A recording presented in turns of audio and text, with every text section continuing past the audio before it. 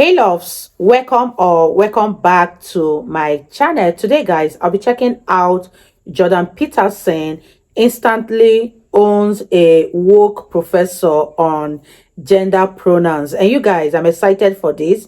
If you're yet to subscribe to this channel, please consider subscribing. Give this video a massive thumbs up, comment, share, and all that good stuff. And without much ado, let's see what Jordan Peterson has to say in this video. A university professor showed up to ask Jordan Peterson a question that he probably thought would throw him on the back foot.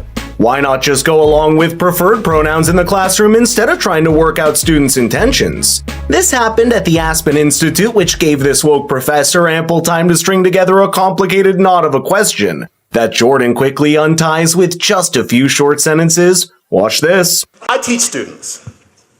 I teach trans students, and I'm asked often to call people singularly they. It started probably about 4 years ago. It struck me as very odd.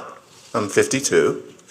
And some of them, you can tell that it's coming from a very deep place, and that's how they feel, and they deeply need to be called they.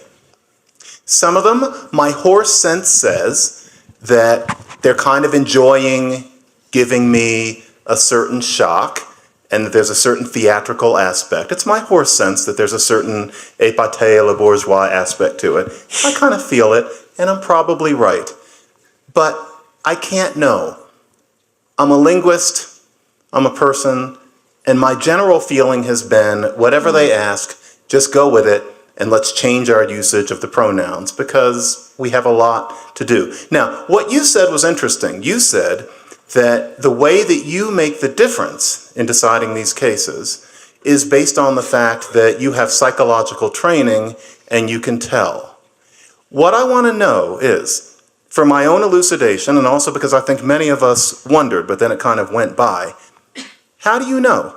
If you hear a tiny bit of skepticism in my voice, you're correct. However, I am open to being convinced. Based on your training, which is immense, how would you know which students to discount as opposed to which ones to go along with? Okay, well, first of all, I wouldn't know, right, which is partly why your skepticism is justified. But I have to be responsible for what I say based on my willingness to take responsibility for my judgment. So I would be willing to do that despite the fact that I might be wrong. But having said that, in any reasonable situation, I would err on the side of addressing the person in the manner that they requested to be addressed. But that's not the issue for me. The issue is now I'm compelled by law to do so. It's like, no, not doing it, not now, because it's compelled by law. So that's the end of the game as far as I'm concerned. This is a distinction that too many people miss. Simply acquiescing to a request out of politeness is not the same as being forced to do so by the long arm of the law. Polite speech is not the same as compelled speech, and Jordan Peterson's all too aware of how slippery this slope of government-regulated speech can quickly land us in a totalitarian nightmare. I think the horrors of the previous century bear sufficient witness to that, but honestly, it doesn't even have to go that far. In a free society, no one gets to control your tongue, plain and simple. But as this question drags on, Jordan gets baited into the idea that he's somehow trying to be an avatar for the right course of action. He doesn't take this bait and quickly deflates any inaccurate framing of the conversation. Because there is no excuse for compelling it by law. I don't think it was an isolated legislative move. I think it's part and parcel of a whole sequence of legislative moves that have been made and that continue to be made in Canada. I think it's an attempt by a certain radical ideological, a certain radical ideology to gain the linguistic upper hand, which I think is a terrible thing to do, to allow. So I had lots of reasons for rejecting the legislation, but it had nothing to do with it. We're talking about expertise here, and my ears pricked up when you talked about how there is a way of thinking that would allow us to decide. I know some of my students... No, there's a way of thinking that would allow me to decide for me. No, us to decide for us. Surely you have a larger mission than just what's going on in your own head, and I mean that. No, I had a perfectly straightforward mission, which was there's no damn way I was going to say those words when I was compelled to by law. But that was my mission. You weren't trying to model for the rest of us a way of thinking. It was really only about you?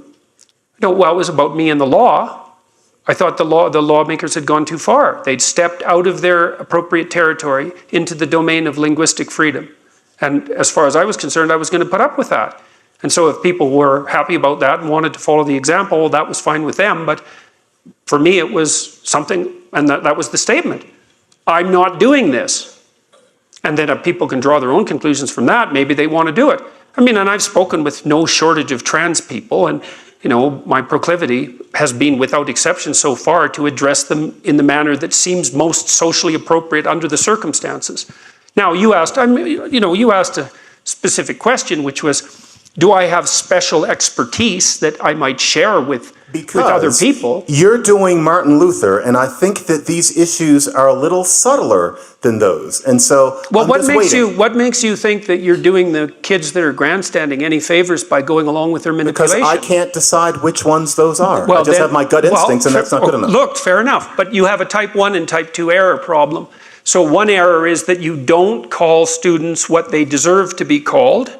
That's one error. And the other error is that you call students what they want to be called even though they don't deserve it. And so what you're trying to do optimally is to minimize both those errors. And to do that, you have to take a middle route. Now, what you've decided to do, and I'm not criticizing it, is you've decided to allow for the possibility 100% of one of those errors because you think it's a less significant error. And, you might be right. But it's not like you're acting in an error-free manner. You've just decided to minimize one form of error at the expense of the other. Because I would say you're allowing, what would you call it, attention-seeking and somewhat narcissistic undergraduates to gain the upper hand over you in your class.